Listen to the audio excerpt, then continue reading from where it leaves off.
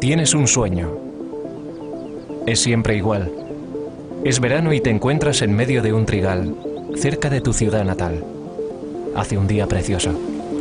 Unas nubes blancas se mueven sobre ti. El trigo está listo para la cosecha. Pero el sonido, puedes oírlo todo. Un tren solitario que pasa en la lejanía, las voces de los niños de una granja cercana. Incluso el trigo parece que vibra y zumba. Todo canta al unísono. Los sonidos son como colores, brillantes y agudos, como la luz. El color del sonido. En estos inicios del siglo XXI, estamos siendo bombardeados con información durante 24 horas al día. Esta revolución de la información ha garantizado que prácticamente no haya ningún lugar al que no podamos llegar.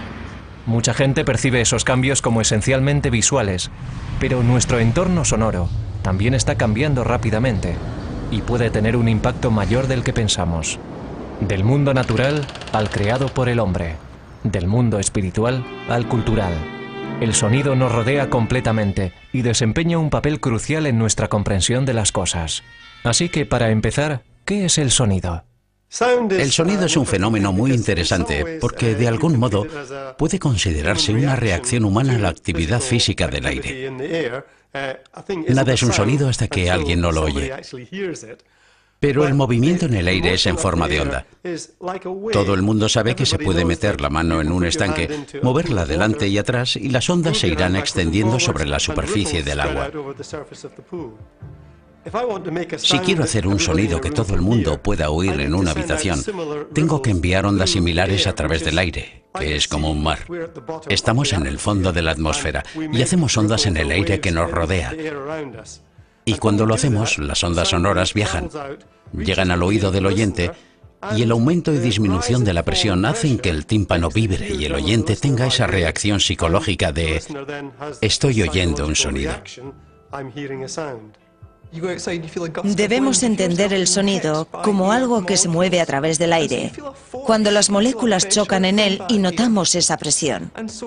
De modo que cuando hablamos o algo vibra, lo que hace en realidad es alterar la densidad del aire y cambiarla periódicamente. Hay una fluctuación periódica en la densidad de esas partículas del aire que se van moviendo. Así que el único lugar en que no podríamos tener ondas sonoras es en el auténtico vacío, donde no hay partícula alguna que pueda transportar esas ondas. Y el mayor vacío que podamos imaginar es el espacio. Y lo que vemos en las películas de naves espaciales, que pasan haciendo rugir sus motores, es muy poco probable que pudiéramos oír el sonido de esa nave hasta que no se alejara de nosotros y nos encontráramos directamente en la línea de escape de los motores.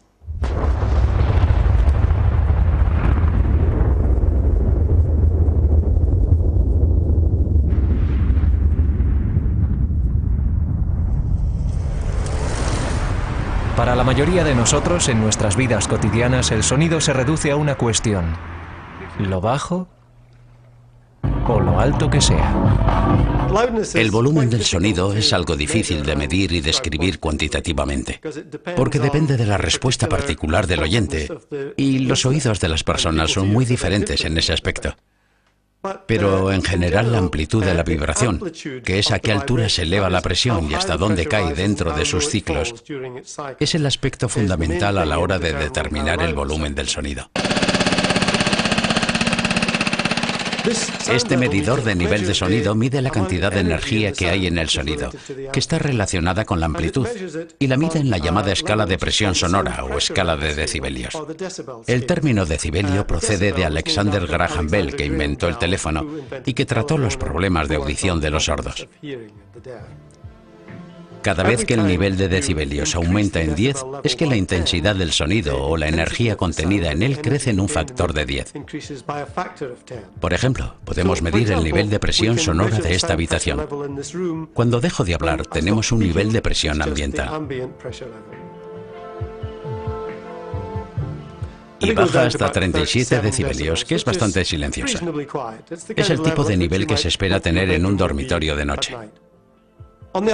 Sin embargo, cuando hablo, el nivel de sonido sube hasta los 80 decibelios, pues lo estoy midiendo bastante cerca de la boca. Y ese nivel es algo así como 40 decibelios más alto. Cada vez que aumenta el nivel de decibelios, la magnitud crece 10 veces. Y esto es 4 por 10, lo que significa que hay 10.000 veces más energía sonora. Si me pusiera a gritar, llegaríamos a un nivel que resultaría molesto y doloroso de alrededor de 120 o 130 decibelios. El ruido de un motor a reacción puede alcanzar los 140 decibelios, y es por eso que los técnicos de los aeropuertos deben llevar protecciones auriculares.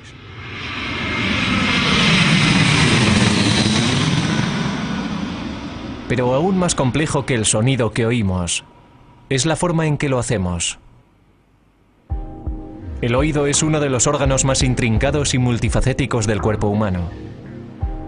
Cuando las ondas sonoras viajan hacia nosotros, alcanzan el oído externo, la oreja o pabellón auricular en forma de copa, que recoge los sonidos y los lleva hacia el conducto auditivo hasta que llegan al tímpano y lo hacen vibrar. Esta capa de piel actúa como el diafragma de un hablante y concentra las ondas cuando pasan al oído interno. También sirve para proteger de los sonidos más agudos las delicadas membranas que se encuentran allí. Pero esa presión sola no es suficiente para obligar a avanzar a las ondas sonoras. Estas necesitan la ayuda de los llamados osteocillos óticos, diminutos huesecillos que reciben nombres de acuerdo a sus formas y son conocidos como martillo, yunque y estribo. Trabajan juntos, como diminutas palancas vibradoras, poniendo en movimiento el fluido de la cóclea, una estructura en forma de caracol no mayor que un guisante, donde las vibraciones sonoras son transformadas en impulsos eléctricos por células especializadas en forma de pelillos llamados células ciliadas. Los sucesivos cambios de presión hacen que estas células envíen impulsos a través del nervio auditivo hacia una zona de procesamiento de información del cerebro que recibe el nombre de córtex auditivo, donde se digieren los impulsos eléctricos y se les da sentido. El análisis comparativo de esas señales es lo que nos permite distinguir los sonidos, suprimir los ruidos de fondo y centrarnos en los sonidos que queremos oír. El hecho de que toda esta compleja y detallada actividad tenga lugar en un órgano tan diminuto es una verdadera maravilla de la evolución. La naturaleza ha construido un sistema auditivo que nos permite no solo oír, sino también reaccionar ante nuestro entorno en un grado extraordinario de precisión y sensibilidad. Y usamos el sonido para propósitos que van mucho más allá de la mera supervivencia.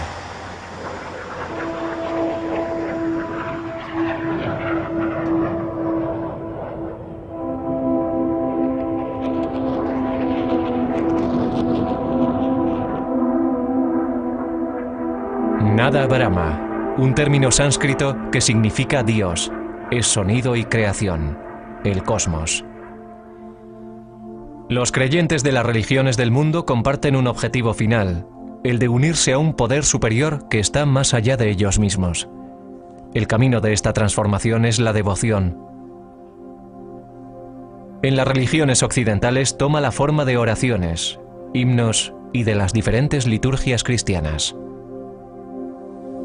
Las orientales son mucho más antiguas. La religión hinduista, con sus diferentes creencias, no tiene fundador conocido, y los orígenes de su tradición más antigua se remontan al menos a hace 5000 años.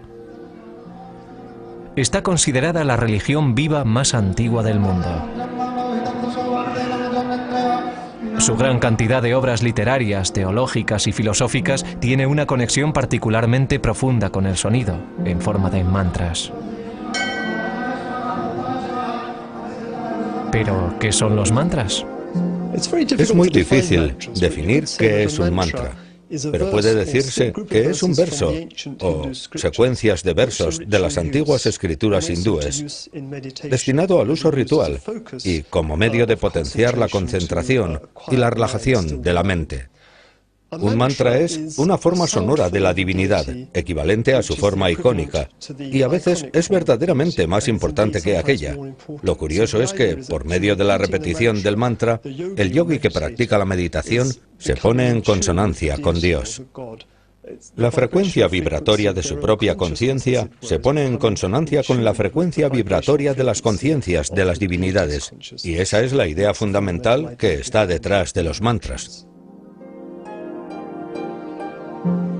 El propio término mantra es una palabra sánscrita compuesta de man, que significa pensar, y trach, que es instrumento, de modo que puede definirse el mantra literalmente como instrumento para pensar. El mantra más familiar en los últimos años para los occidentales es el Maha, o Gran Mantra, popularizado a partir de la década de 1960 por la Sociedad Internacional para la Conciencia de Krishna, también conocida como el movimiento Hare Krishna. El mantra Maha es conocido como la gran salmodia de liberación en esta era concreta llamada Kali-yuga, según las literaturas de la India, y significa la era de las disputas y las peleas. El proceso religioso que se recomienda para esta era es repetir el mantra Hare Krishna. Hare Krishna, Hare Krishna, Krishna Krishna, Hare Hare, Hare Rama, Rama Rama, Hare Hare. Son 16 nombres que pueden reducirse a 3, Hare, Krishna y Rama. Son 3 nombres sánscritos que expresan diferentes aspectos de Dios. Hare se refiere a la energía de Dios, mientras que Krishna y Rama aluden al propio Dios y significan Él, que es completamente atractivo, y Él, que es la fuente del placer. Así que cuando cantamos estos nombres, lo que estamos diciendo en resumen es: mi amado Dios, el ser más atractivo y reserva de placer, te ruego me pongas devotamente a tu servicio.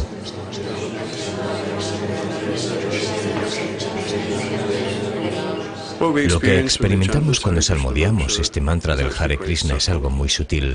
No esperamos experimentar ninguna transformación física. La mayoría de la gente vive estresada por el deseo de acumular riquezas materiales o no se encuentra satisfecha con su situación. Pero los guerreros de Krishna acaban muy satisfechos porque saben quiénes son y quién es Krishna, y saben cuál es el proceso para estar continuamente ligado a Dios.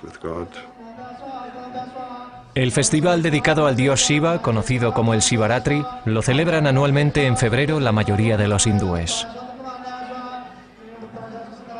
Los devotos rezan y recitan cantos y mantras de las escrituras, especialmente el Namah Shivaya, que va precedido del más antiguo de los mantras, Om. Om es el sonido del universo, que en algunos textos se divide en 3 sonidos, A, O, que simbolizan la creación y la destrucción del universo, y que también se reflejan en el cuerpo, en el sentido de que el primer sonido A proviene del fondo de la garganta y termina en los labios, de modo que el viaje del sonido desde el cuerpo hasta el mundo exterior refleja el viaje de su manifestación desde su primera fuente en la parte interna y termina contrayéndose sobre sí misma en su destrucción final. Así que el mantra Om simboliza la creación y destrucción del universo, que se produce una y otra vez. Nada Brahma, el mundo es sonido. Pero, ¿por qué el sonido tiene tanta importancia en las religiones orientales? Resulta difícil decir por qué, pero ciertamente el sonido es un elemento central de la cosmología hinduista. La idea es que el universo es una jerarquía de números, una jerarquía de frecuencias vibratorias, y que el mundo material es una solidificación o coagulación de esta frecuencia vibratoria más alta. El sonido es evidentemente vibración, una forma sutil de frecuencia vibratoria de ese mundo. Al final, El significado de cualquier mantra es menos importante que el propio sonido.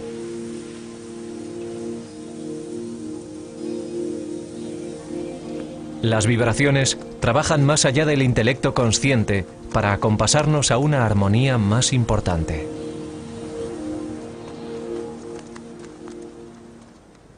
El concepto de un sonido o vibración fundamentales también existe en la tradición occidental. Amén, aleluya, hosana. Todas esas palabras son mantras, como lo son los muchos nombres de Dios en todas las religiones del mundo. Y la propia repetición de la palabra como un sonido nos lleva a algo mayor, a algo que está más allá de nosotros mismos. Pero hay otros campos, además de la religión, en los que las fuerzas sonoras nos hacen implicarnos a un nivel más profundo.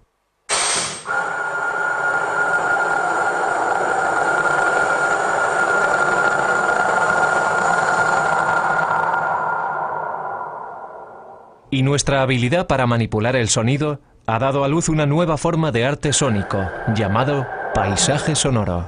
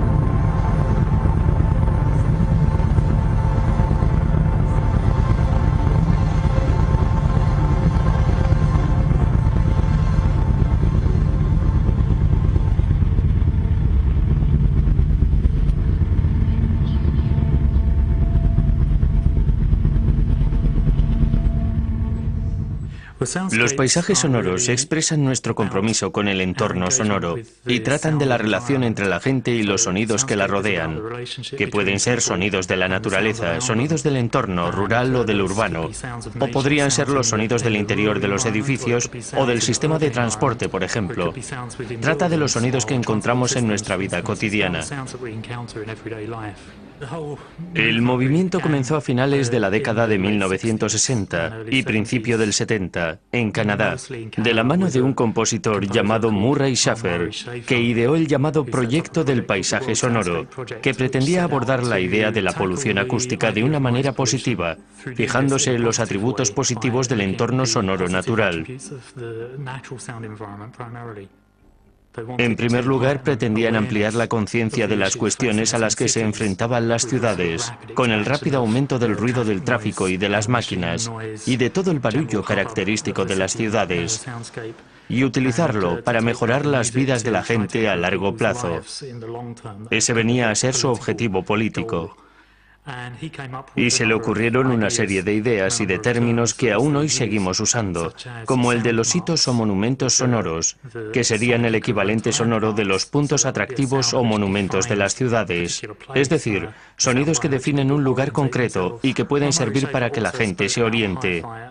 Murray Schafer también habló de alta y baja definición en relación a los paisajes sonoros, y con alta definición se refería a un paisaje que tenía muy buena definición acústica. música, en el que podíamos oír muchos sonidos suaves, o en el que se podían oír sonidos lejanos, por ejemplo en el campo, donde podríamos oír el sonido del canto de un pájaro que está en un árbol cercano, al tiempo que otros sonidos más lejanos, como el de un tractor en una colina a varios kilómetros de distancia. Con paisajes sonoros de baja definición, se refería a aquellos en los que los sonidos más suaves aparecían enmascarados por otros más fuertes o más cercanos a nosotros. Por ejemplo, en la ciudad, donde tenemos un permanente ruido de fondo del tráfico, junto con el sonido de la gente que va y viene del trabajo, y diferentes músicas que entran en el paisaje. Los sonidos suaves aquí desaparecen o es más difícil oírlos.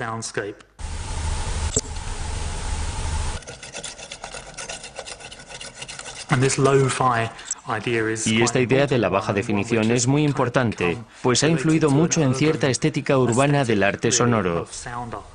Y así, en el arte sonoro contemporáneo, nos encontramos con algo así como sonidos fallidos, sonidos electrónicos, que podrían describirse como mal grabados, sonidos distorsionados que interfieren y que pueden oírse en todo tipo de arte sonoro de los últimos años, e incluso en el mundo de la música pop. De modo que es un aspecto que ha tenido mucha influencia.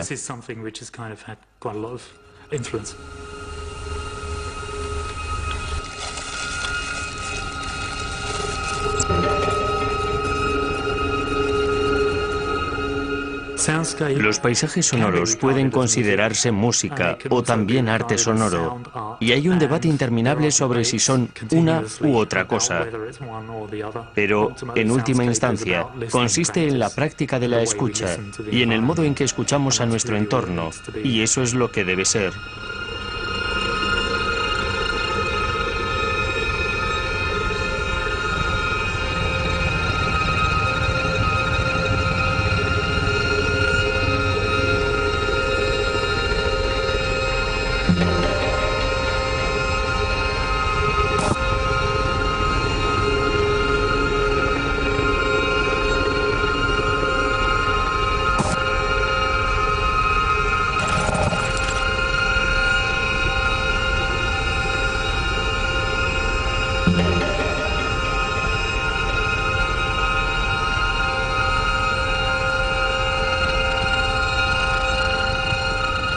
En las composiciones de paisajes sonoros yo puedo arrojar cierta luz sobre nuevas cuestiones, nuevos sonidos o sonidos ocultos. La compositora de paisajes sonoros, Hildegard Westerkamp, ha hablado de proteger los sonidos diminutos, y creo que eso es algo que también me interesa a mí.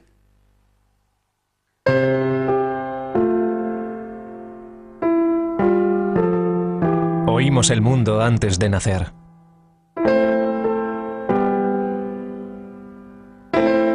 Y nuestra reacción ante el sonido puede ser más intensa precisamente por eso. La mayoría consideramos a la música un fenómeno principalmente auditivo. Tonos de sonido ordenados en el tiempo que afectan a nuestro estado emocional en diferentes grados.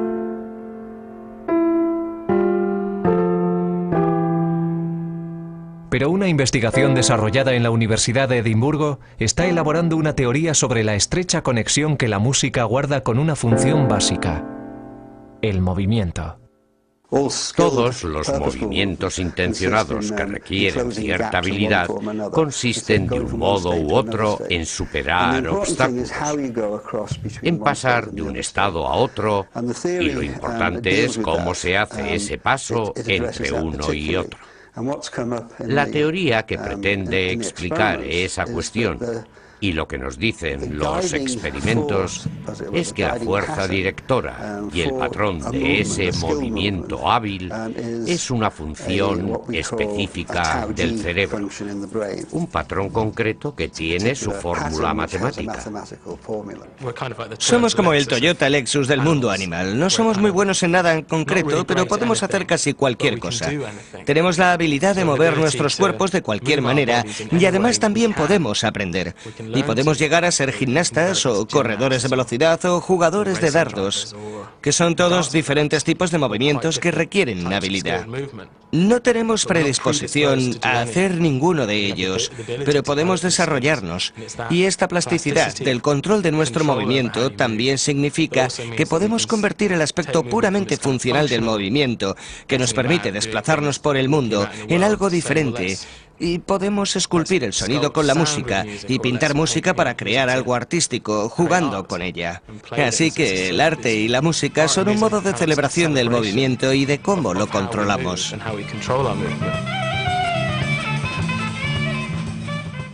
La razón por la que respondemos de esa manera es que en la raíz de la música está el movimiento. Y el cerebro está básicamente construido para controlar el movimiento.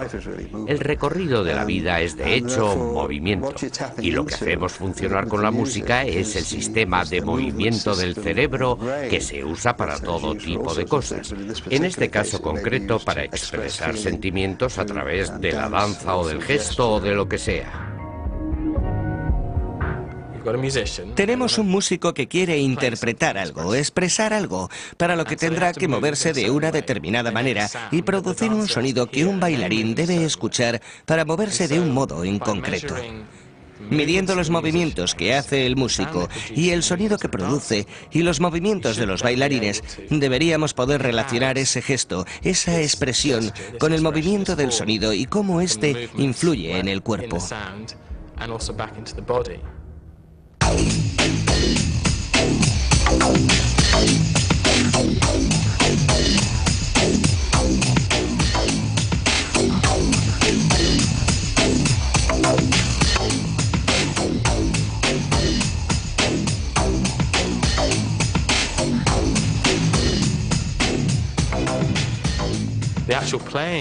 La ejecución de un instrumento musical se basa también en la capacidad de comprensión de esas cosas, la forma en que se controlan los movimientos y en que la persona se mueve para crear el sonido. Podemos percibirlo porque nos movemos de la misma manera y tenemos un cuerpo similar, y lo entendemos como humanos al ser algo que se puede sentir. Si fuera otro tipo de música, no sería tan divertido. Cierto tipo de música es más directa, seguramente por la gente que se mueve mientras la hace. Muchos de los intérpretes de músicas más actuales, de hecho, bailan en el escenario mientras tocan. Uno puede ver cómo se mueven, cómo mueven sus cuerpos al tocar el instrumento.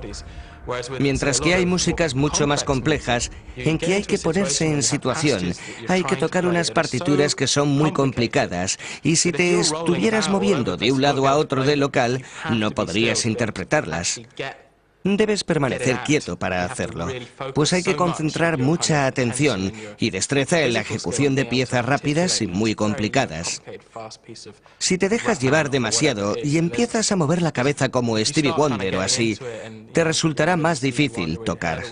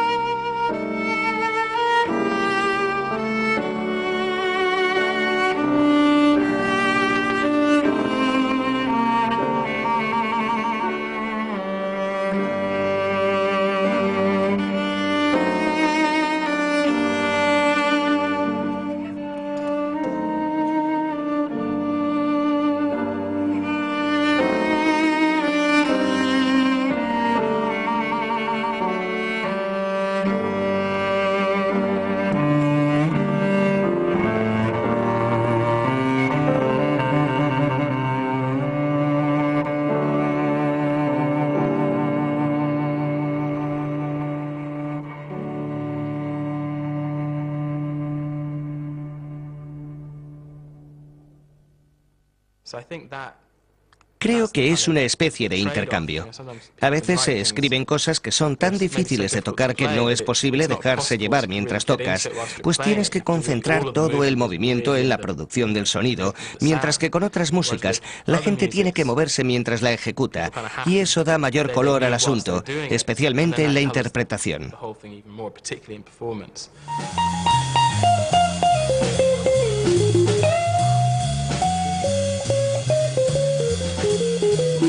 ¿Y cómo analizan los científicos una actividad como la interpretación de la música? Lo que hacemos es poner unos puntos reflectantes en ciertas partes significativas del cuerpo. Y también grabamos el sonido de manera normal. Los puntos reflectantes se ven por medio de un sistema especial que esencialmente analiza las posiciones tridimensionales de esos puntos y traslada esas tres posiciones al ordenador, cosa que hace muy rápidamente, como 500 veces por segundo. Y eso nos permite analizar de manera informática la forma exacta del movimiento. Lo analizamos para ver si ese patrón aparece en el sonido y si ese patrón concreto es el mismo en ambos, en el movimiento y en el sonido. Y hallamos que efectivamente lo es.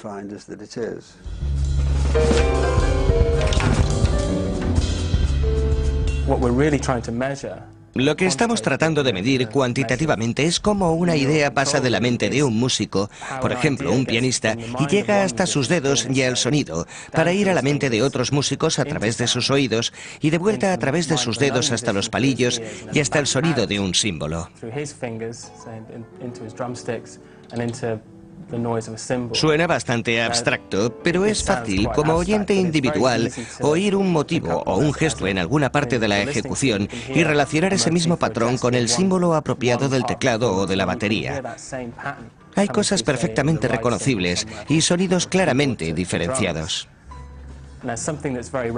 Una cosa está clara, la diferencia del sonido del teclado y el símbolo, pero lo importante es la forma y que el patrón sea el mismo. El patrón del movimiento en la forma de producir el sonido y el modo en que se controla es el mismo. Y aquí estamos hablando de medir directamente la expresión o los aspectos gestuales de la ejecución, que es algo que nunca se ha medido antes de manera cuantitativa. Así puedes concretarlo y decir que así es como se produce. Aquí es donde empieza y aquí es donde termina, y estamos entusiasmados con esto.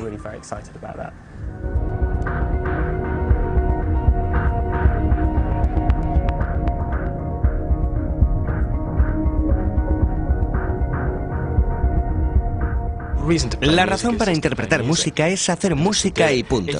Si puedes vivir de ello, genial, y eso es una realidad muy difícil de conseguir. Pero la razón de que la mayoría de los niños hagan música, la razón de que un niño de 3 años coja una pandereta y comience a aporrearla es producir un sonido, cosa que es gratificante por muchas razones, ya que es la celebración de esta habilidad de hacer cosas y hacer ruido. Anch'io vorrei andare al cinema. Ma tu non ci andresti mai, perché non ci capisci niente proprio. Ha parlato Archimede Pitagorico. E noi che ci andiamo a fare? Guardate che al cinema ci possono andare tutti, anche se non ci vedi. E che lo capisci lo stesso, perché ci sono i suoni e le parole.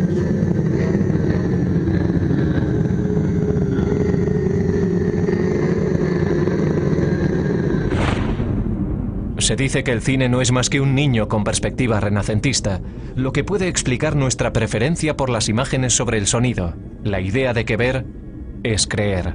Pero si lo que vemos reproduce una imagen del mundo, lo que oímos y experimentamos con nuestros otros sentidos es el mundo. Además, las películas tuvieron acompañamiento sonoro desde el principio, y todos sus avances tecnológicos pueden asociarse al deseo de oír a la gente hablar. Hey. Hello. La historia del sonido en el cine es fascinante y es también terriblemente caótica. No ha sido una evolución fácil que nos ha traído a un punto en que el sonido imita a la realidad, pero exagerándola. En realidad es bastante más complicada que eso. La gente suele pensar que el cine es sobre todo visual, y efectivamente lo es. El sonido es igualmente importante, porque sin él, sin el diálogo, ¿en qué se queda? No tendríamos película. La manipulación del sonido en el cine moderno se llama diseño de sonido. El diseño de sonido abarca prácticamente todos los aspectos sonoros, desde la música hasta el más diminuto pitido de la pantalla de un móvil o algo así. Tenemos toda una gama de sonidos que van desde el ruidito más insignificante hasta la gran estructura de la banda sonora general de la película. Los dibujos animados, por ejemplo, se crean pintando sobre un trozo de papel y es un mundo plano. Pero en cuanto se le añade el sonido, conseguimos darle profundidad y peso. De repente, ese objeto, con poco sentido, adquiere un cierto significado.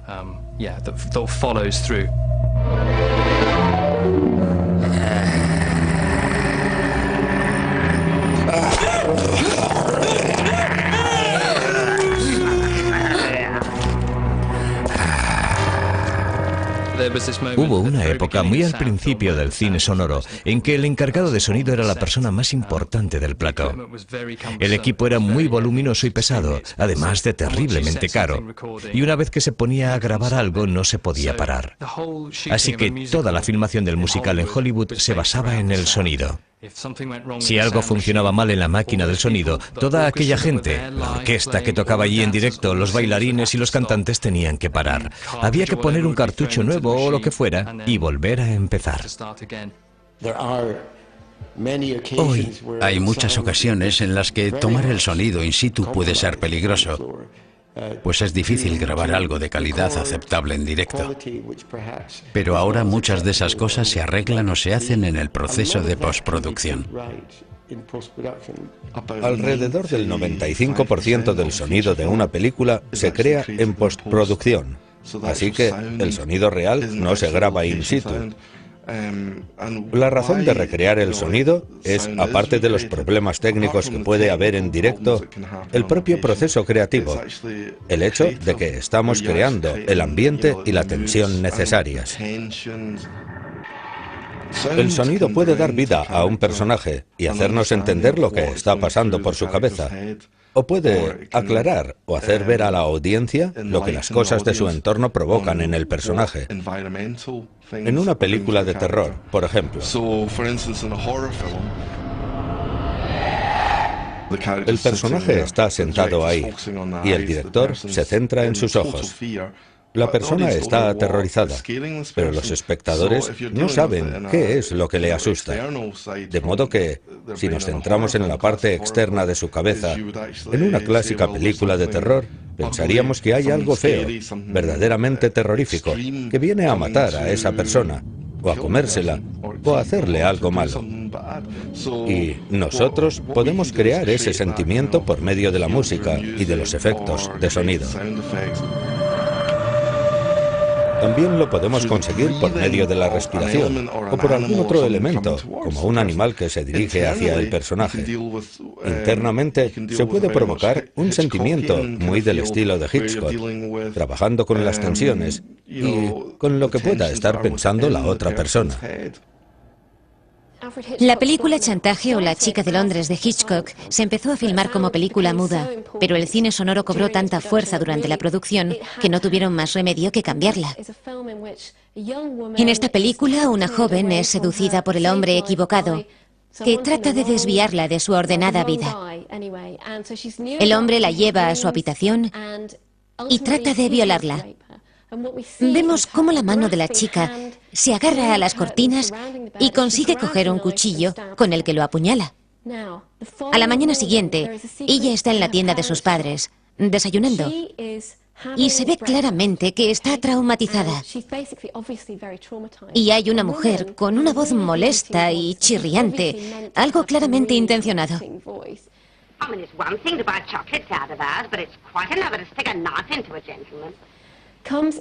La mujer entra en la tienda y empieza a contarles a los padres de la chica lo del asesinato que se ha producido y que se ha llevado a cabo con un cuchillo. Y lo dice así, con su voz estridente. No suena así solo por la voz de la actriz, sino también porque en aquella época, en 1929, solo se recogían unas pocas frecuencias. Pero Hitchcock lo subraya aún más, haciendo que la mujer cuente una y otra vez lo terrible que ha sido que hayan asesinado a este hombre con un cuchillo. Y baja el volumen del resto del diálogo al tiempo que eleva el de la palabra cuchillo.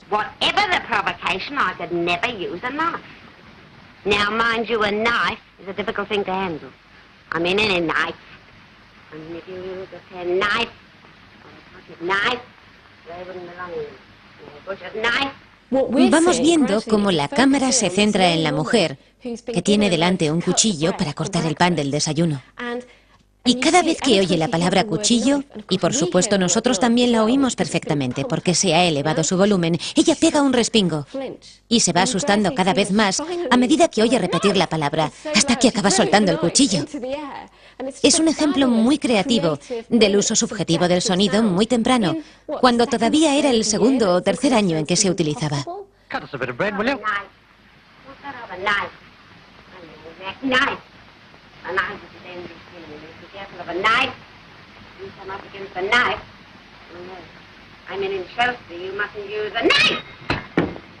Lo importante que hay que recordar aquí no es lo que es posible, sino enfrentarte a tus propias limitaciones y valerte de lo que tienes a mano.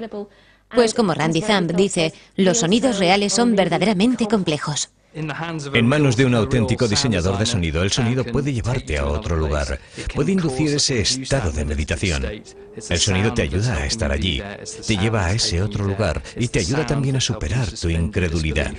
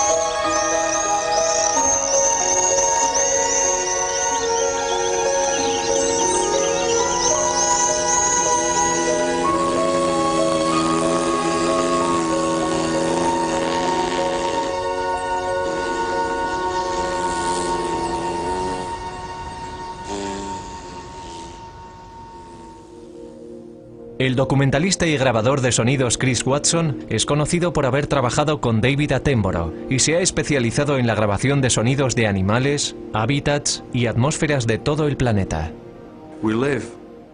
En la época actual está claro que estamos siendo bombardeados día y noche por todo tipo de sonidos y ruidos. Y nuestros sentidos están desafinados por el hecho de que filtramos mucha información. Simplemente para concentrarnos en lo que estemos haciendo en ese momento y para evitar distracciones, ya que nos bombardean con ruidos de tubos de escape, anuncios comerciales, estruendo de aviones, tráfico, conversaciones, teléfonos móviles, ordenadores, de modo que lo oímos todo, pero rara vez tenemos la oportunidad de pararnos a escuchar alguna cosa concreta. Si lo haces, tomas mayor conciencia de tu entorno sonoro general y hasta qué punto está contaminado con ruido. Y en cierto modo, eso es lo que me llevó a un montón de lugares lejanos. Un hábitat como el de esta playa es un lugar perfecto porque hay toda una gama de sonidos y de frecuencias diferentes dinámicamente relacionados y condensados en un espacio relativamente pequeño, en unos 200 metros desde el principio de la playa hasta la orilla y que continúa dentro del mar. Esta es una de las cosas que me entusiasman de las grabaciones. El venir a lugares como este y obtener sonidos individuales desde una perspectiva muy cercana, pero también conseguir los paisajes sonoros de un entorno sónico determinado.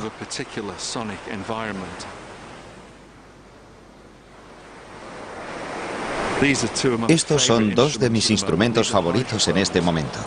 Son hidrófonos, es decir, micrófonos subacuáticos, pero también funcionan en el sustrato, o sea que permiten grabar las vibraciones transmitidas desde el mar a través de la arena y recogerlas en estos instrumentos. Pero también funcionan fantásticamente bajo el agua y podemos oír toda esta sorprendente cantidad de sonidos procedentes del movimiento del agua y del flujo de las mareas y el sonido del agua del mar a través de la arena y los guijarros. Es un entorno verdaderamente precioso, hostil para nosotros y muy gratificante desde el punto de vista sonoro.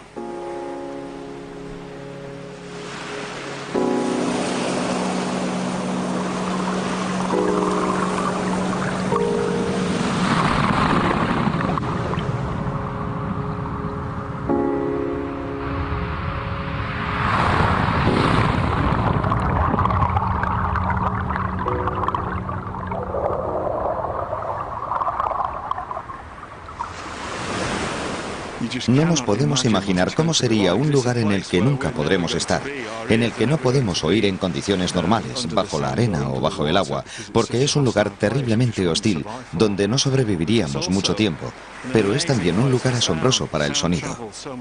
El sonido viaja mucho más eficaz y rápidamente bajo el agua marina y de una forma muy diferente en el substrato, que en este caso es la arena. Produce vibraciones preciosas y puedo oír las bolsas de aire que explotan y burbujean cerca de los hidrófonos. Es fantástico. Nunca había oído esto. Esto nos recuerda algo con lo que tal vez ya estuviéramos familiarizados en la época prenatal, porque los humanos empezamos a oír a las 24 semanas cuando todavía estamos en el vientre materno. Para mí esto evoca de algún modo aquellos sonidos que nos rodeaban antes de nacer, cuando apenas éramos embriones. Y creo que esa puede ser la razón por la que encontramos tan satisfactorios y tranquilizadores los sonidos del mar y los ritmos de la brisa y de todas esas riquísimas armonías contenidas en el mar y en las olas. Se oye continuamente esa nota grave y profunda de este mar, el sonido básico del Mar del Norte, que es muy característico. Cada mar y cada océano tiene su sello y sonido propios. Es una de las cosas que he aprendido tras haber estado en diferentes lugares grabando en distintas partes del mundo. No hay dos mares que suenen igual. Cada uno tiene su sonido característico, compuesto por distintos elementos que le dan su marca especial.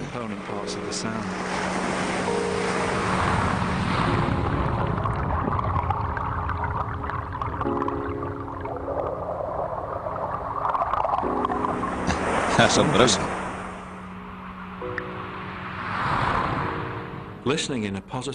Escuchar de un modo positivo, es decir, tomar la decisión activa de centrarse en ciertos sonidos y rechazar otros, es algo muy positivo y creativo, en el sentido de que a mí me parece que estimula mi proceso de pensamiento.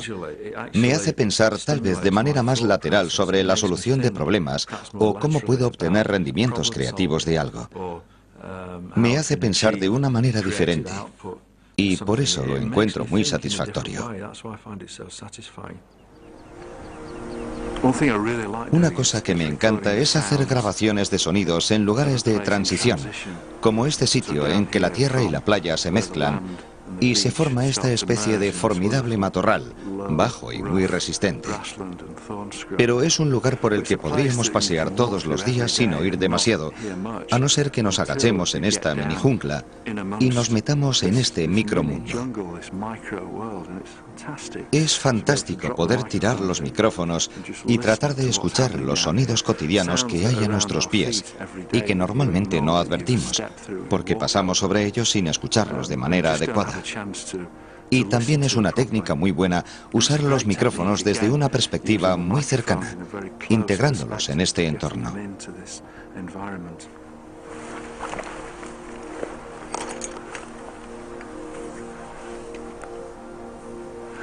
La otra cosa importante que he descubierto es la ventaja del uso de dos micrófonos, utilizados como dos canales de estéreo, porque eso nos permite empezar a oír con ese sentido de espacio.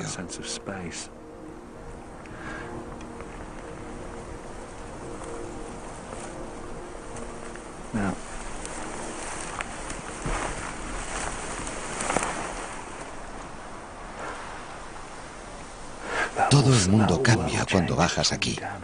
¿Podéis oír esta especie de remolino? Esa nota de alta frecuencia es la brisa cuando alcanza los tallos de esta hierba alta y el murmullo de las hojas de espino. Creo que este lugar tiene su propia voz y a veces puedo percibir el canto de los saltamontes. Al invadir este pequeño espacio con los micrófonos y escuchar cómo se revuelven muchas cosas a su alrededor, hay que sentarse cómodamente y esperar a que las cosas se asienten después de haber provocado esa distorsión inicial. Merece la pena. Y es un momento creativo muy valioso, porque nos permite pararnos a escuchar ese F-16 que vuela a 6.000 metros de altura.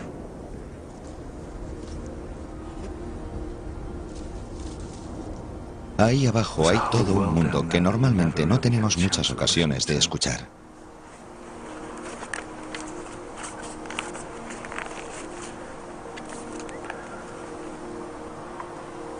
Siempre he pensado que un sonido verdaderamente hermoso tiene calidad musical y suena como música en mis oídos. Hay un pequeño gemido, un sonido casi vocal, que produce el viento al pasar entre la maleza y que genera una especie de acorde. El problema es que a mí me resulta muy difícil apagar ese sonido y desconectar mis oídos, de modo que acabo frustrado en algunos lugares en los que tengo información en conflicto o un entorno sonoro muy malo. Cuando oigo una película con una mala banda sonora, me parece algo imperdonable y suele ser duro tener que desconectar. Me dedico a esto porque me encanta, aunque a veces resulte difícil, pero para mí es algo muy importante. Y ocupa una gran parte de mi vida, porque me encanta implicarme a fondo en este mundo sonoro. Escuchar a alguien cuando habla, o la risa de mis hijos, o el sonido de la lluvia sobre un tejado de hojalata, o el de una hiena cuando muerde la pata de una cebra. No puedo evitar sentirme absorbido por todos estos sonidos. Lo que me gusta hacer, incluso aunque no tenga ningún equipo de grabación, es salir ahí fuera y detenerme a escuchar. Porque nuestro mundo es mucho más interesante, enigmático y fascinante desde el punto de vista sonoro, como para pararnos solo a escuchar música. Y yo no discrimino entre ambas porque el mundo es un lugar mucho más interesante cuando se puede sintonizar con todo eso.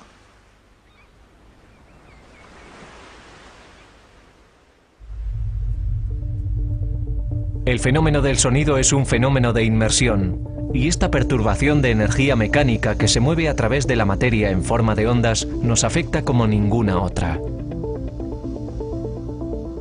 Desde el micronivel de los átomos, las moléculas y las células, hasta el macronivel de los objetos, todas las cosas vibran y cantan. Cuando están muy cerca, las partículas que laten a diferentes velocidades se acompasarán y vibrarán al unísono, pasando a moverse al mismo ritmo.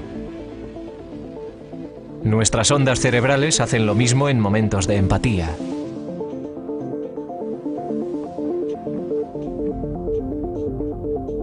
Pero nosotros experimentamos el sonido más que en el nivel meramente científico. El sonido es también espiritual. En las ceremonias religiosas nos aúna a todos, elevándonos y permitiendo que nos centremos en lo trascendental a través de himnos y oraciones.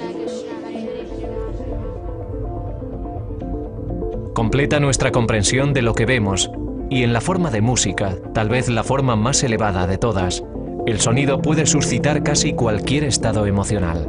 Nos conmueve como el mismo movimiento.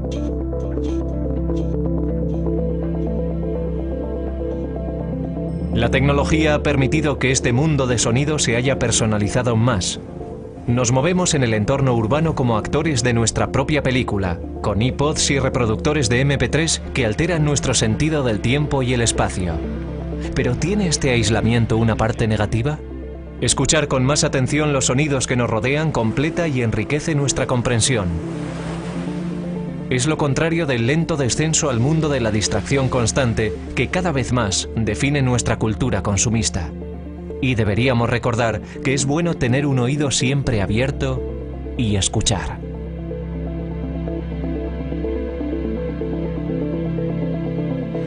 Mi sonido favorito es el de la respiración de mis hijos cuando duermen. Mi sonido favorito será seguramente el del mar. Cuando veo algún concierto y la banda sale al escenario, el de la ovación del principio. Hace poco que he oído mi sonido favorito, y fue el de los hinchas cantando el Sunshine on Leith cuando el Hibernian ganó la Copa.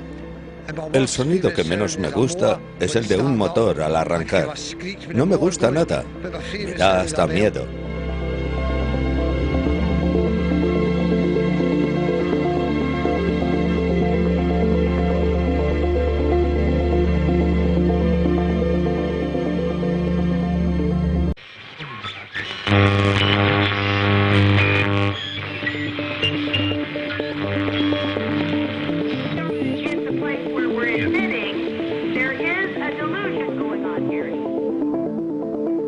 Tienes un sueño.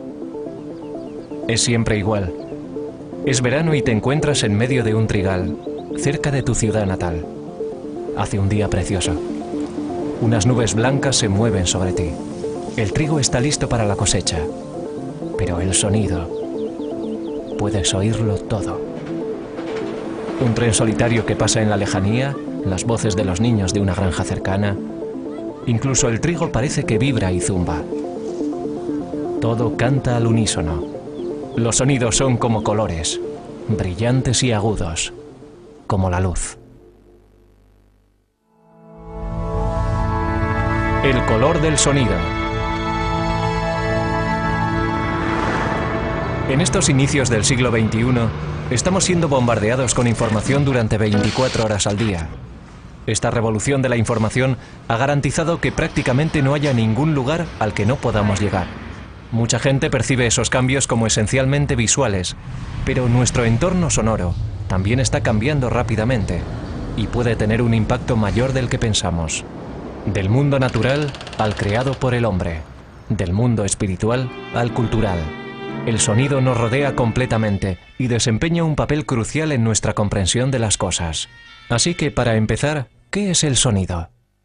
El sonido es un fenómeno muy interesante porque, de algún modo, puede considerarse una reacción humana a la actividad física del aire. Nada es un sonido hasta que alguien no lo oye. Pero el movimiento en el aire es en forma de onda. Todo el mundo sabe que se puede meter la mano en un estanque, moverla adelante y atrás y las ondas se irán extendiendo sobre la superficie del agua. Si quiero hacer un sonido que todo el mundo pueda oír en una habitación, tengo que enviar ondas similares a través del aire, que es como un mar. Estamos en el fondo de la atmósfera y hacemos ondas en el aire que nos rodea.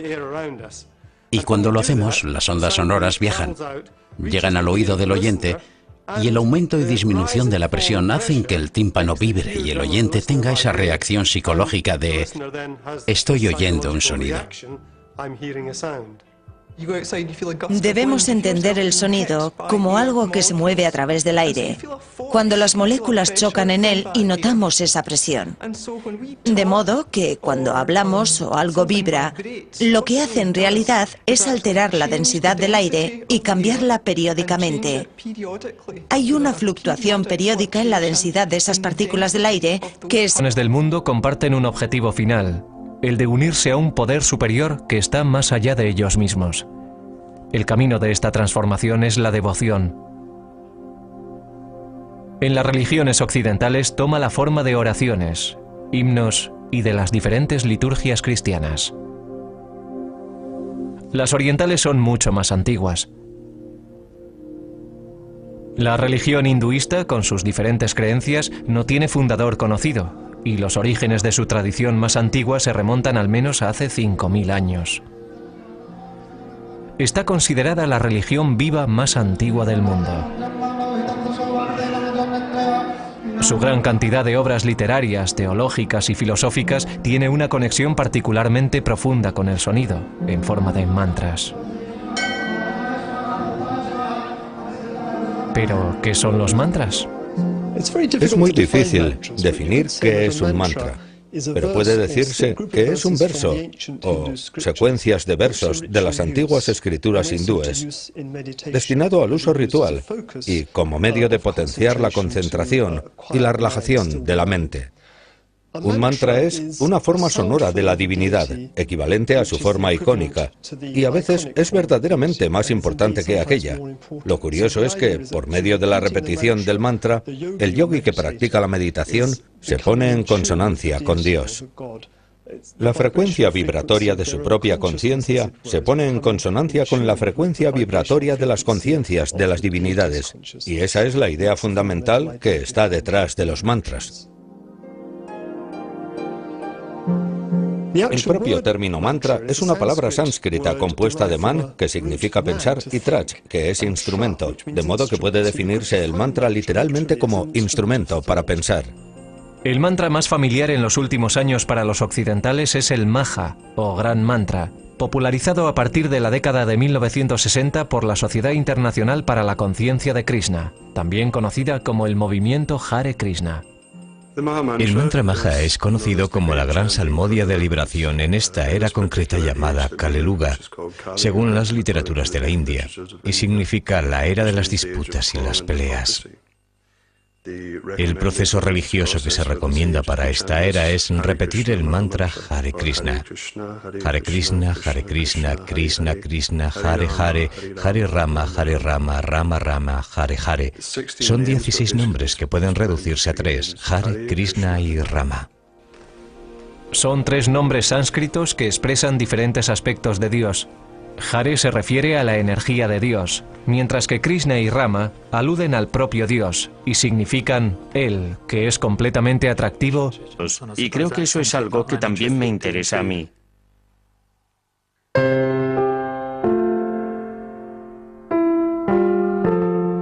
Oímos el mundo antes de nacer.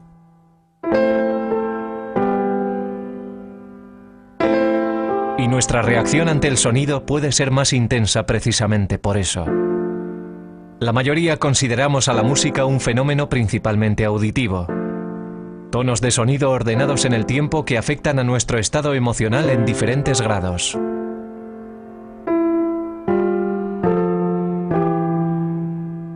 Pero una investigación desarrollada en la Universidad de Edimburgo está elaborando una teoría sobre la estrecha conexión que la música guarda con una función básica: el movimiento. Todos los movimientos intencionados que requieren cierta habilidad consisten de un modo u otro en superar obstáculos, en pasar de un estado a otro, y lo importante es cómo se hace ese paso entre uno y otro.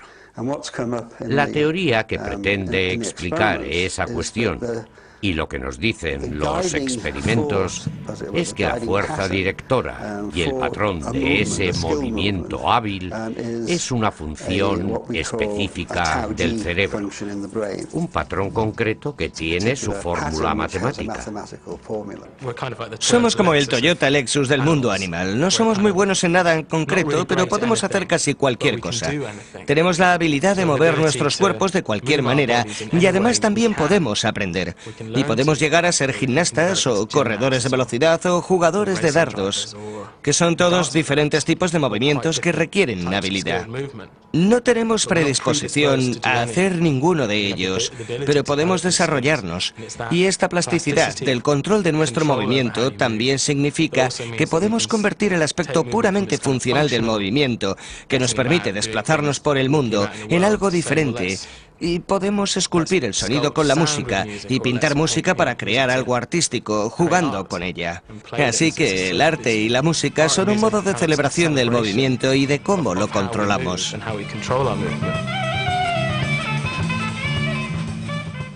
La razón por la que respondemos de esa manera es que en la raíz de la música está el movimiento. Y el cerebro está básicamente construido para controlar el movimiento. El recorrido de la vida es de hecho movimiento.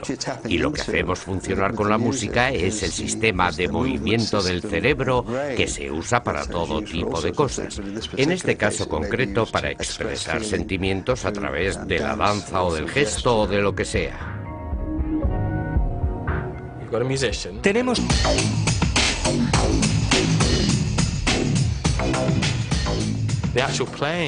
La ejecución de un instrumento musical se basa también en la capacidad de comprensión de esas cosas, la forma en que se controlan los movimientos y en que la persona se mueve para crear el sonido.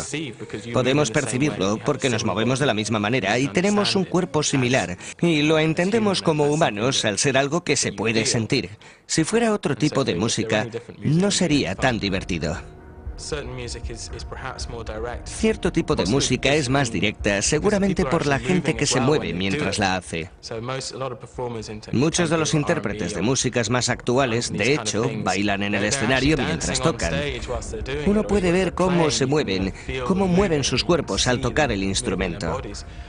Mientras que hay músicas mucho más complejas en que hay que ponerse en situación, hay que tocar unas partituras que son muy complicadas y si te estuvieras moviendo de un lado a otro del local, no podrías interpretarlas.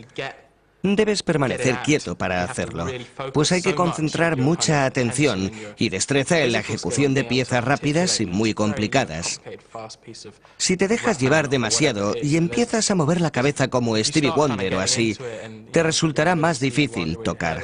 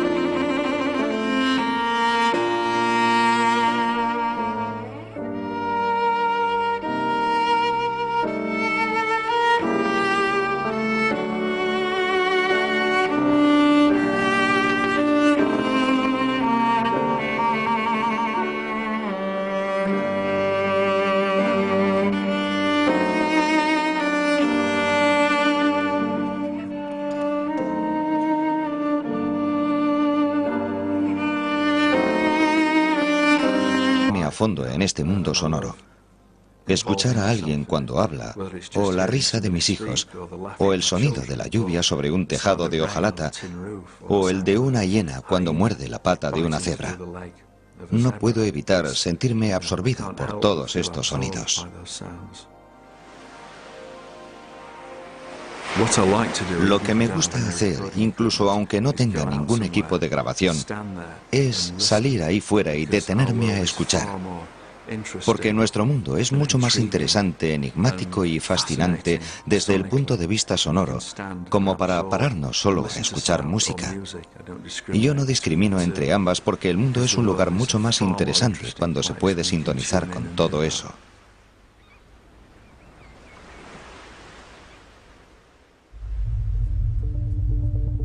El fenómeno del sonido es un fenómeno de inmersión, y esta perturbación de energía mecánica que se mueve a través de la materia en forma de ondas nos afecta como ninguna otra. Desde el micronivel de los átomos, las moléculas y las células, hasta el macronivel de los objetos, todas las cosas vibran y cantan.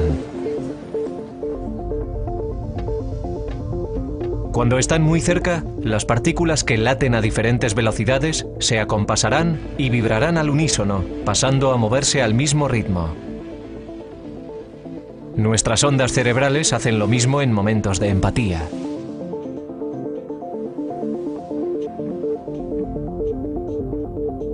Pero nosotros experimentamos el sonido más que en el nivel meramente científico. El sonido es también espiritual. En las ceremonias religiosas nos aúna a todos, elevándonos y permitiendo que nos centremos en lo trascendental a través de himnos y oraciones.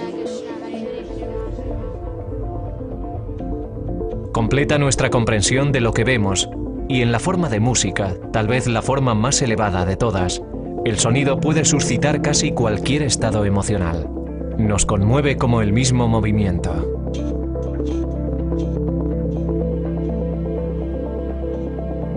La tecnología ha permitido que este mundo de sonido se haya personalizado más. Nos movemos en el entorno urbano como actores de nuestra propia película, con iPods y reproductores de MP3 que alteran nuestro sentido del tiempo y el espacio. ¿Pero tiene este aislamiento una parte negativa? Escuchar con más atención los sonidos que nos rodean completa y enriquece nuestra comprensión. Es lo contrario del lento descenso al mundo de la distracción constante que cada vez más define nuestra cultura consumista. Y deberíamos recordar que es bueno tener un oído siempre abierto y escuchar. Y valerte de lo que tienes a mano. Pues como Randy Thumb dice, los sonidos reales son verdaderamente complejos. En manos de un auténtico diseñador de sonido, el sonido puede llevarte a otro lugar, puede inducir ese estado de meditación. El sonido te ayuda a estar allí, te lleva a ese otro lugar y te ayuda también a superar tu incredulidad.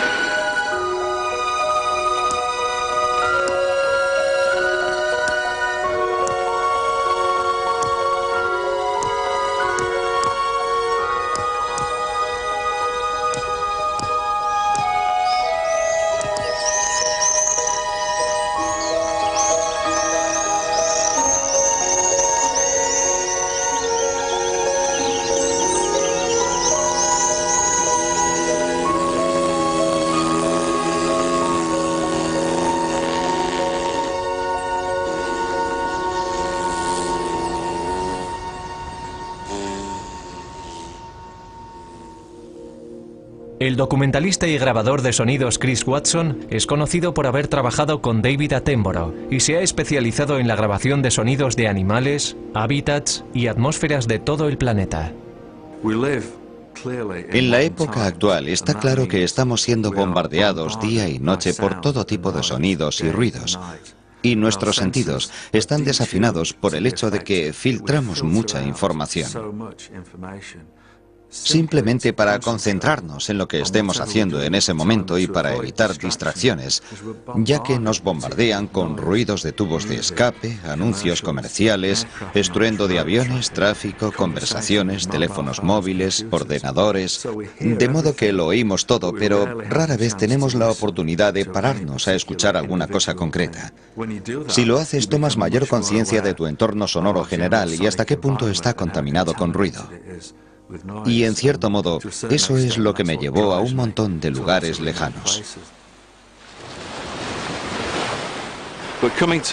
Un hábitat como el de esta playa es un lugar perfecto porque hay toda una gama de sonidos y además de terriblemente caro.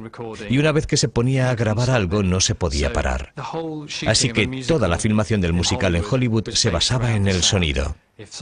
Si algo funcionaba mal en la máquina del sonido, toda aquella gente, la orquesta que tocaba allí en directo, los bailarines y los cantantes tenían que parar. Había que poner un cartucho nuevo o lo que fuera y volver a empezar. Hoy hay muchas ocasiones en las que tomar el sonido in situ puede ser peligroso. pues es difícil grabar algo de calidad aceptable en directo.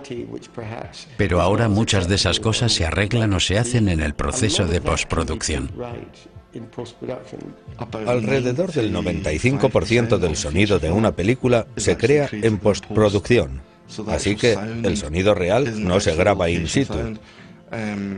La razón de recrear el sonido es, aparte de los problemas técnicos que puede haber en directo, el propio proceso creativo, el hecho de que estamos creando el ambiente y la tensión necesarias.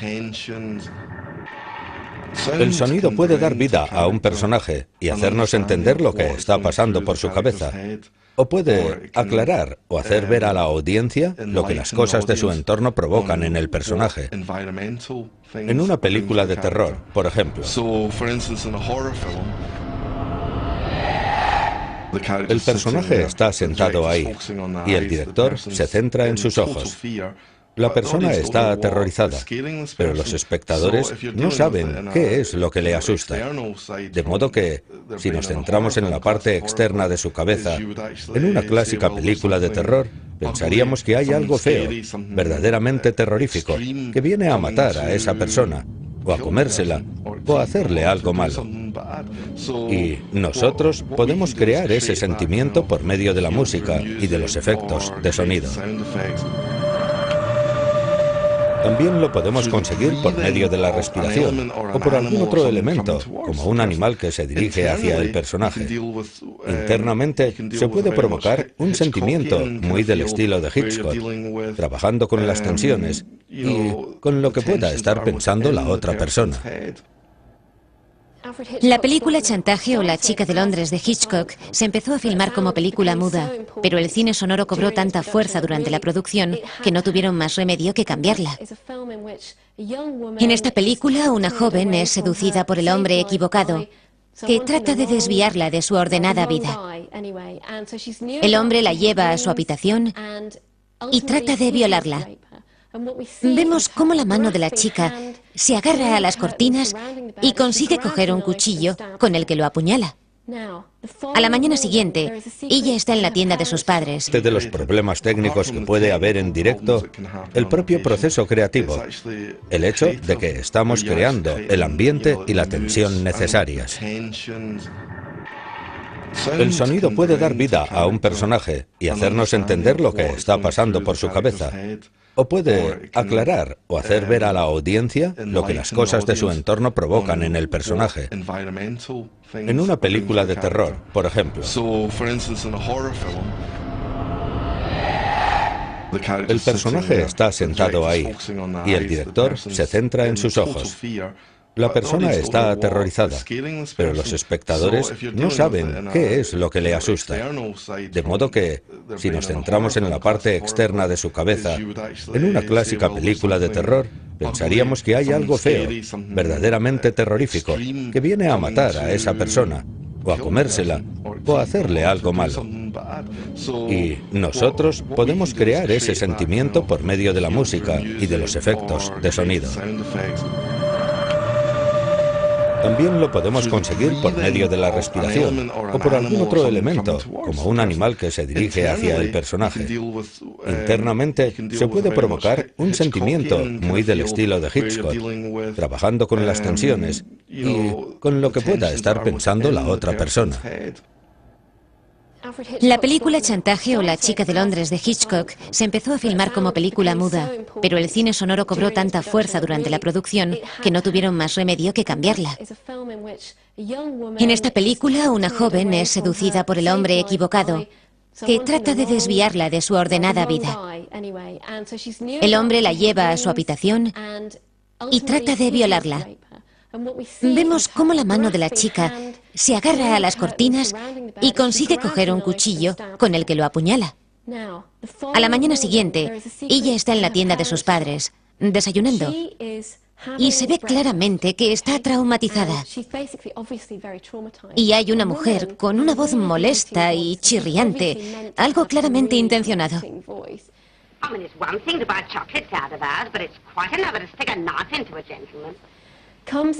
La mujer entra en la tienda y empieza a contarles a los padres de la chica lo del asesinato que se ha producido y que se ha llevado a cabo con un cuchillo.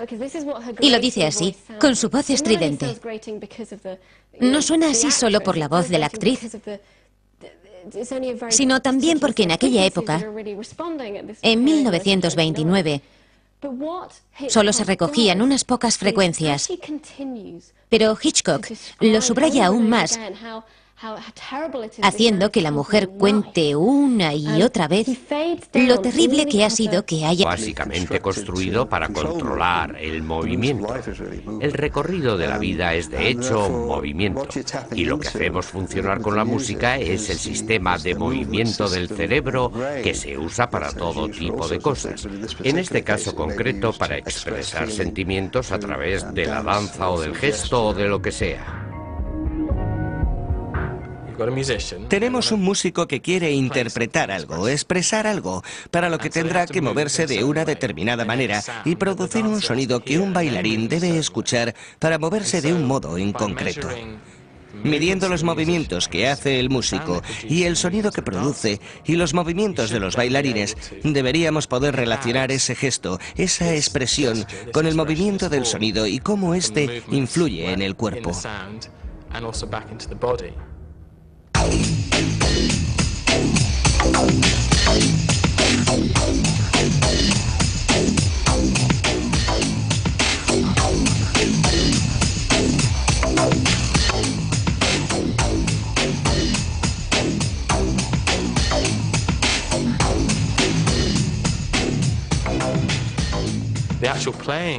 La ejecución de un instrumento musical se basa también en la capacidad de comprensión de esas cosas, la forma en que se controlan los movimientos y en que la persona se mueve para crear el sonido.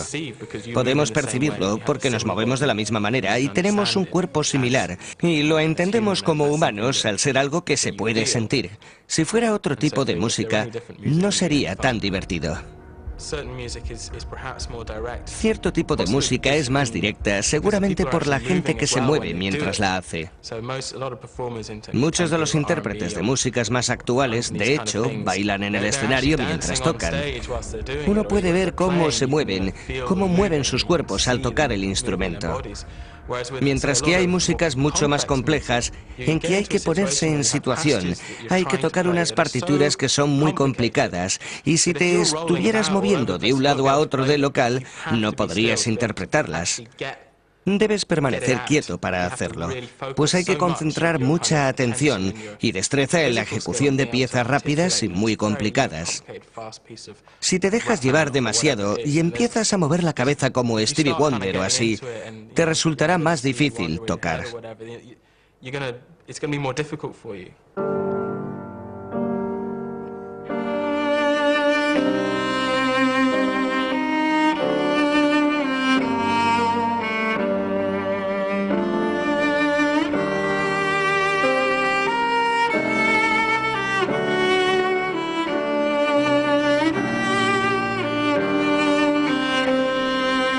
Echemos en esta mini jungla y nos metamos en este micromundo.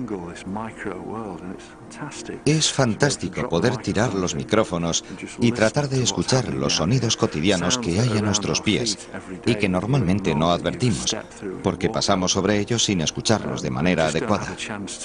Y también es una técnica muy buena usar los micrófonos desde una perspectiva muy cercana, integrándolos en este entorno.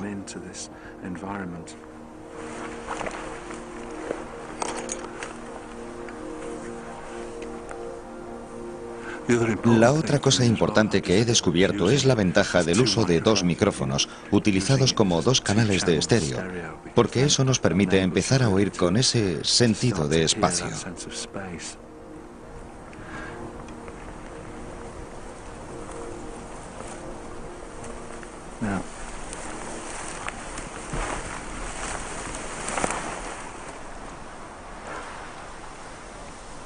Todo el mundo cambia cuando bajas aquí. ¿Podéis oír esta especie de remolino? Esa nota de alta frecuencia es la brisa cuando alcanza los tallos de esta hierba alta y el murmullo de las hojas de espino. Creo que este lugar tiene su propia voz.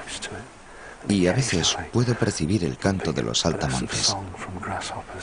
Al invadir este pequeño espacio con los micrófonos y escuchar cómo se revuelven muchas cosas a su alrededor, hay que sentarse cómodamente y esperar a que las cosas se asienten después de haber provocado esa distorsión inicial.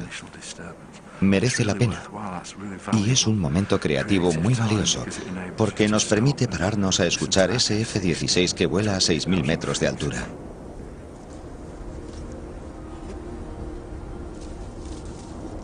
Ahí abajo hay todo un mundo que normalmente no tenemos muchas ocasiones de escuchar.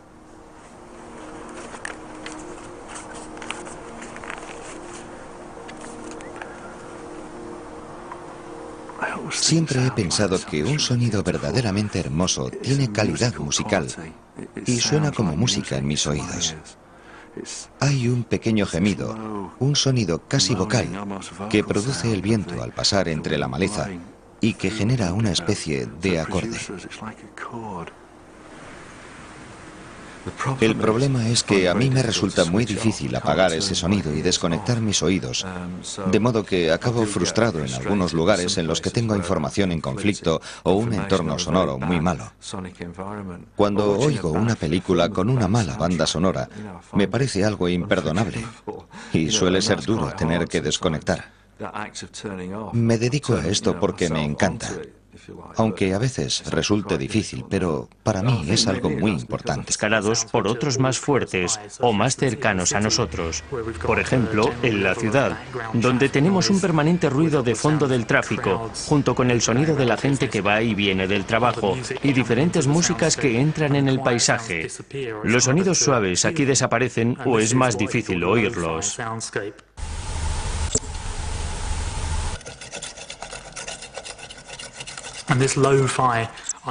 Y esta idea de la baja definición es muy importante, pues ha influido mucho en cierta estética urbana del arte sonoro. Y así, en el arte sonoro contemporáneo, nos encontramos con algo así como sonidos fallidos, sonidos electrónicos, que podrían describirse como mal grabados, sonidos distorsionados que interfieren y que pueden oírse en todo tipo de arte sonoro de los últimos años, e incluso en el mundo de la música pop. De modo que es un aspecto que ha tenido mucha influencia.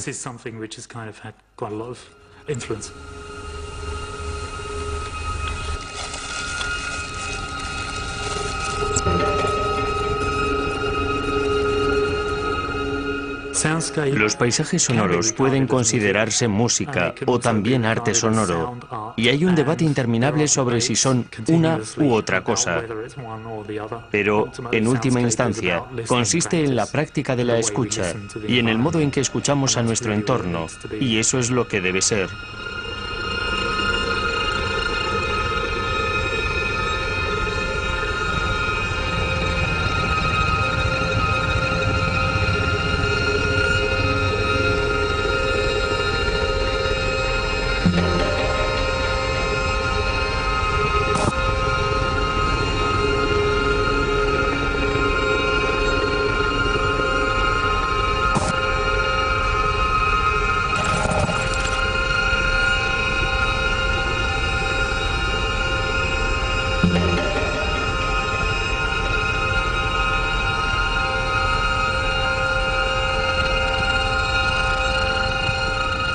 En las composiciones de paisajes sonoros yo puedo arrojar cierta luz sobre nuevas cuestiones, nuevos sonidos o sonidos ocultos.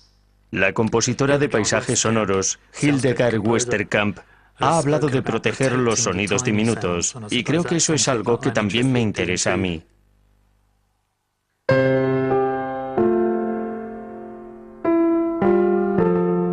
Oímos el mundo antes de nacer.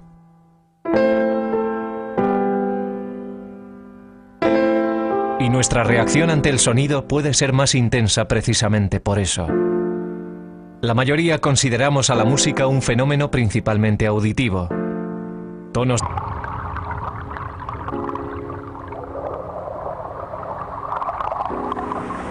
Asombroso.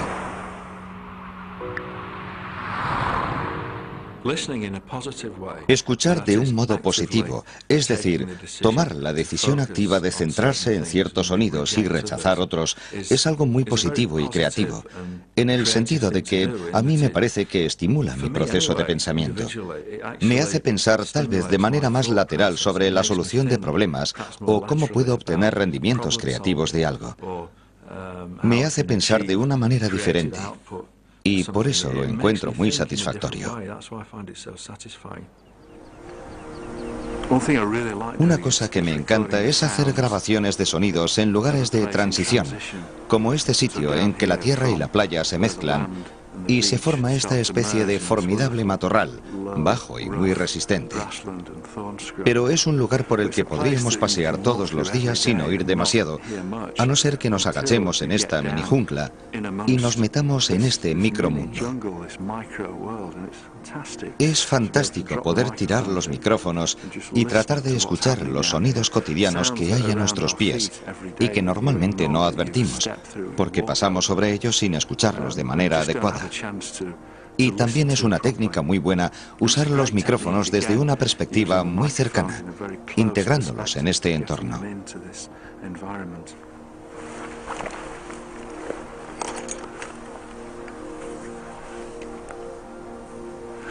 La otra cosa importante que he descubierto es la ventaja del uso de dos micrófonos, utilizados como dos canales de estéreo, porque eso nos permite empezar a oír con ese sentido de espacio.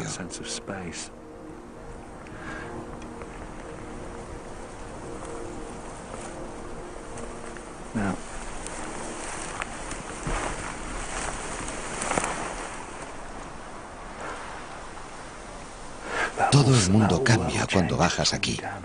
¿Podéis oír esta especie de remolino? Esa nota de alta frecuencia es la brisa cuando alcanza los tallos de esta hierba alta y el murmullo de las hojas de espino. Creo que este lugar tiene su propia voz y a veces puedo percibir el canto de los saltamontes. Al invadir este pequeño espacio con los micrófonos y escuchar cómo se revuelven muchas cosas a su alrededor, hay que sentarse cómodamente y esperar a que las cosas se asienten después de haber provocado esa distorsión inicial. Merece la pena. Y es un momento creativo muy valioso, porque nos permite pararnos a escuchar ese F-16 que vuela a 6.000 metros de altura.